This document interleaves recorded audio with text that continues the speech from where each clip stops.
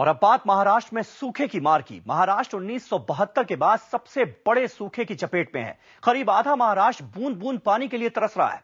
केंद्र सरकार ने नेशनल डिजास्टर फंड से महाराष्ट्र को 778 करोड़ रुपए की सहायता राशि को मंजूरी दी है, लेकिन क्या सरकारी पैसा लोगों तक पहुंच रहा है? महाराष्ट्र में सूखे की जमीनी हकीकत का सच जानने IBN 7 की टीम सतारा पहुंची। सतारा जिले के गांवों का हाल परेशान करने वाला दिखा।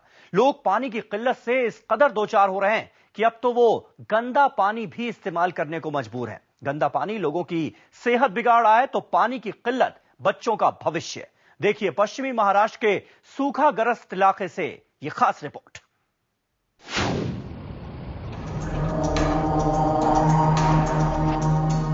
बोरवेल पर लगी लंबी कतार, मोहल्ले में रखे पानी के बड़े बड़े लेकिन खाली ड्रम, मटकी में पानी लेकर दूर दूर से आती महिलाएं। ये नजारा है महाराष्ट्र के सतारा जिले के बिरली गांव का। दहिवड़ी तहसील का ये गांव भी सूखे की मार झेल रहा है। इन दिनों लोगों का ज्यादातर वक्त पानी लाने में ही बीतता है। गांव के अधिकतर बोरवेल सूख चुके हैं। एक आध बोरवेल जिनमें पानी आ भी रहा है तो वो इतना गंदा है कि उसे पी नहीं सकते। लेकिन पानी की इतनी किल्लत है कि इस गंदे पानी को भी लोग इस्तेमाल करने को मजबूर हैं। नतीजा, ये गंदा पानी अब गांव वालों की सेहत खराब कर रहा है। ये पानी पीने लायक नहीं है, इसमें क्षार ज्यादा है। इसके पानी पीने से आदमी लोग को बुखार, जुलाब ये शुरू होता है। करीब 20 किलोमीटर के इलाके में ये बोरवेल ही अब लोगों का सहारा है।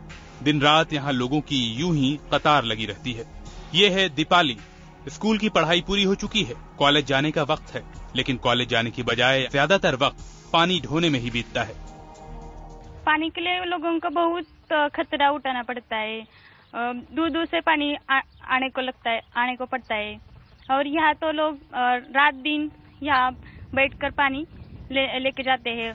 दीपाली की तरह ही गांव के बहुत से बच्चों की पढ़ाई भी इन दिनों बर्बाद हो रही है। सूखे की वजह से पानी की ऐसी किल्लत है कि माँ बाप इन्हें पढ़ने की बजाय पानी लाने के लिए भेज देते हैं। यह है गांव का सरकारी स्कूल। जब हमने स्कूल के प्रिंसिपल से बात की तो उन्होंने बड़े गर्व से बताया कि पिछले 3 सालों से उनके स्कूल का रिजल्ट 100% रहा है। लेकिन इस साल हालात अच्छे नहीं। हालांकि स्कूल अपनी ओर से कोशिश कर रहा है। उन बच्चों के लिए अलग से क्लास भी ली जा रही है जो पानी लाने की वजह से स्कूल समय पर नहीं पहुंच पा रहे। पर कोशिशों के बावजूद प्रिंसिपल ये मान रहे हैं कि सूखे का असर बच्चों की पढ़ाई पर पड़ रहा है। जिस वक्त उन्हें पानी के लिए क्लास ढूंढना नहीं होता, शाम होते हैं, स्कूल के बाद, स्कूल के पहले हम पढ़ाते हैं उन्हें। पर ऐसी कोशिशें कितनी दिनों तक जारी रहेंगी कहना मुश्किल है, क्योंकि स्कूल को भी ये बात अच्छी तरह पता है कि अभी तो गर्मी शुरू भी नहीं हुई। गर्मी में ये परेशानी और बढ़ने वाली है। पानी की किल्लत का नतीजा ये है कि एक तरफ लोग गंदा पानी पीने को मजबूर हैं, तो दूसरी तरफ दूर दूर से पानी लाने की मशक्कत में गांव के बच्चों की पढ़ाई भी चौपट हो रही है। सूखे ने न केवल ग्रामीण इलाकों के छात्रों के शिक्षा के अधिकार को ग्रहण लगाया है, बल्कि उनका बचपन भी उनसे छीन लिया है। खेलने कूदने की उम्र में इन छात्रों को दिन के कई घंटे पानी ढूंढने और भरने में बिताने पड़ रहे हैं। कैमरामैन सचिन पेडनेकर के साथ श्रीरंग खरे, सातारा, IBN 7। और सूखे का आलम यह है कि लोग अब घरों को छोड़ जानवरों के साथ रह रहे हैं। दरअसल जानवरों के लिए सरकार गांवों में चारा छावनी चला रही है, जहां न सिर्फ जानवरों को चारा दिया जाता है बल्कि उनके लिए पानी का भी इंतजाम होता है। लोगों को पानी की इस कदर किल्लत है कि अब घरों में ताला लगाकर लोग जानवरों की छावनी में रह रहे हैं, क्योंकि वहां पानी जो मिलता है। सुनसान रास्ते, दरवाजे पर झूलते ताले, घरों से इंसान गायब तो तवेलों से मवेशियां गायब। ये तस्वीरें हैं सतारा जिले के कापसवाड़ी गांव की। चंद महीने पहले तक ये एक भरा पूरा और आबाद गांव हुआ करता था, लेकिन अब यहाँ 24 घंटे सन्नाटा पसरा रहता है। दूर दूर तक यहाँ इंसान तो क्या, उनकी परछाइयां भी नजर नहीं आती। नजर आती है तो सिर्फ और सिर्फ वीरानगी। कापुसवाड़ी में जब हमने कदम रखा तो यहाँ के सन्नाटे की वजह से अजीब सा लगने लगा। काफी कोशिशों के बाद एक आदमी से पता चला कि अब यहाँ पे कोई नहीं रहता। आखिर क्या है इस गांव की वीरानगी की वजह? हमने इसकी तफ्तीश की, पूछताछ की तो चारा छावनी का जिक्र आया। चारा छावनी यानी जानवरों का पनाहगाह। दरअसल इलाके में सूखे को देखते हुए सरकार ने जानवरों के लिए जगह जगह चारा छावनी बनाई है, जहां चारे का इंतजाम रहता है। हमने लोगों से नजदीक की एक चारा छावनी का पता पूछा और वहां पहुंचे। वहां का नजारा झकझोरने वाला था। यहाँ जानवर और इंसान एक साथ रह रहे थे। पानी किल्लत से जूझ रहे लोगों के लिए जानवरों के लिए खड़ी की गई चारा छावनियां आधार बनती जा रही है। सूखे ने लोगों को इस कदर मजबूर कर दिया है कि उन्हें अब जानवरों के साथ रहना पड़ रहा है। जी हाँ, सतारा जिले में सूखे का ऐसा आतंक फैला है कि यहाँ के लोग जानवरों के साथ रहने को मजबूर हो गए हैं। दरअसल इन छावनियों में जानवरों के लिए टैंकरों के जरिए पानी की सप्लाई की जाती है। सप्लाई का पानी पहले जानवरों के इस्तेमाल में आता है और बचे पानी से इंसान अपनी प्यास बुझाते हैं। साथ ही यहाँ रहने से जानवरों की सुरक्षा की भी चिंता नहीं रहती। उसको घर में क्या है, घर में अभी कुछ काम नहीं है, खेती में कोई फसल बिसल कुछ नहीं है और उनके पास चारा भी नहीं है। इसके वजह से छावनी पे आना पड़ता है। तो क्या वो दिन रात यहीं पे रहते हैं क्योंकि उनको पानी नहीं मिलता, जानवरों की चिंता सताती है? हाँ, जानवरों की चिंता सताती है, इसलिए इधर आते हैं सब लोग। दिन रात यहीं पे रहते हैं? हाँ, दिन रात यहीं पे रहते हैं। जाहिर है सूखे ने यहाँ के लोगों से सुकून चैन के साथ साथ उनका आशियाना भी छीन लिया है। कापसवाड़ी अकेला गांव नहीं, पश्चिम महाराष्ट्र और मराठवाड़ा के कई गांव की ऐसी ही कहानी है।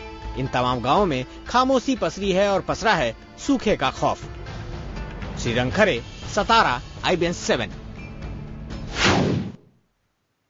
और अब बात सतारा के उस गांव की जहां के लोग पिछले 3 दशक से सरकारी वादों के पूरा होने का इंतजार कर रहे हैं। सतारा के विरली गांव के लोगों की माने तो इंदिरा गांधी के जमाने से उनके गांव में पानी की समस्या है, लेकिन तमाम वादों के बावजूद आज तक उनकी समस्या का समाधान नहीं हुआ।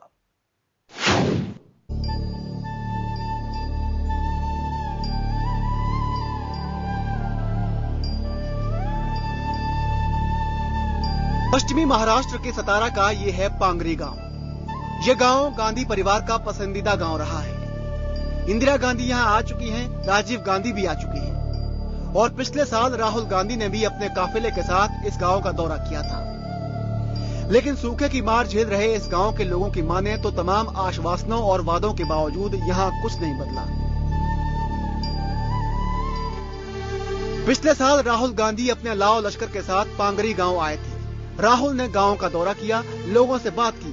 सूबे के मुख्यमंत्री पृथ्वीराज चौहान भी उनके आगे पीछे भागते नजर आए। इसी स्कूल में राहुल गांधी ने मुख्यमंत्री द्वारा जल्द से जल्द यहाँ पानी की समस्या दूर कराने का आश्वासन भी दिया था। लेकिन हवाई दौरे की तरह राहुल के वादों को उनकी ही पार्टी की राज्य सरकार ने हवाई बना दिया। सुनिए क्या कहना है गाँव वालों का। राहुल जी ने खूब लोगों के लिए ईमान दुष्काली पट्टा के लिए कुछ घोषणा की थे, कोई कुछ पैकेज देने के लिए बोले थे, लेकिन कुछ भी दिया नहीं। आज तक मेरे ख्याल से जितना मेरी जानकारी मेरे को कोई पैकेज ये तालुके के लिए आया नहीं। पीने का पानी का प्रश्न बहुत गंभीर बन गया है और जानवरों का चारे का प्रश्न, पानी का प्रश्न, पशु पक्षी का चारे का प्रश्न और पीने का पानी का प्रश्न बहुत गंभीर है। लगातार 3 सालों से पांगरी सूखे की मार झेल रहा है। इस साल तो हालात और खराब है। कई वर्षों से गांव वाले इस बात की मांग कर रहे हैं कि नजदीक के उरमोडी डैम से उनके गांव तक पानी पहुंचाया जाए। गांव वालों का कहना है कि अगर ये पानी मिल जाए तो गांव की तकलीफ काफी हद तक दूर हो सकेगी। राहुल गांधी मुख्यमंत्री परत बाकीचे बरेच मंत्री येऊन गेले होते, नुसते आश्वासनाची खैरात झाली, बाकी काही परिस्थिती जशी तेच आहे, काय मिळेल म्हणून काय आश्वासन सांगता येत नाही। बरसों से पानी की किल्लत से जूझ रहे इस गांव की हकीकत ये है कि यहाँ अब पानी का 2 ही आसरा है। एक तो गांव का ये इकलौता हैंडपंप और दूसरा पानी के टैंकर। हर घर के बाहर यहाँ भी आपको खाली ड्रम रखे पड़े मिलेंगे जो पानी के टैंकर की बाट जो रहे हैं। सरकार ने हालांकि इस साल बजट में इस गांव के लिए ज्यादा पैसे का इंतजाम किया है, लेकिन करीब 2700 की आबादी वाले इस गांव की मांग है कि सरकारी वादे बहुत हुए, अब पानी की समस्या का समाधान हर हाल में चाहिए। सूखे की तीव्रता देखने के बाद सरकार भी अब डर गई है। सिंचाई परियोजनाएं समय पर पूरी ना कर पाने वाली सरकार अब स्थिति से निपटने के लिए पानी की तरह पैसा बहाने लगी है। लेकिन सरकार शायद ये बात नहीं जानती कि लोगों की प्यास पानी से बुझती है, पैसों से नहीं।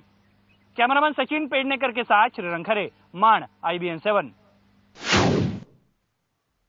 फिलहाल वक्त एक छोटे से ब्रेक का हो गया है, लेकिन उससे पहले आपको याद दिला दें, रात 10 बजे देखना ना भूलिएगा हमारा तेज रफ्तार बुलेटिन स्पीड न्यूज।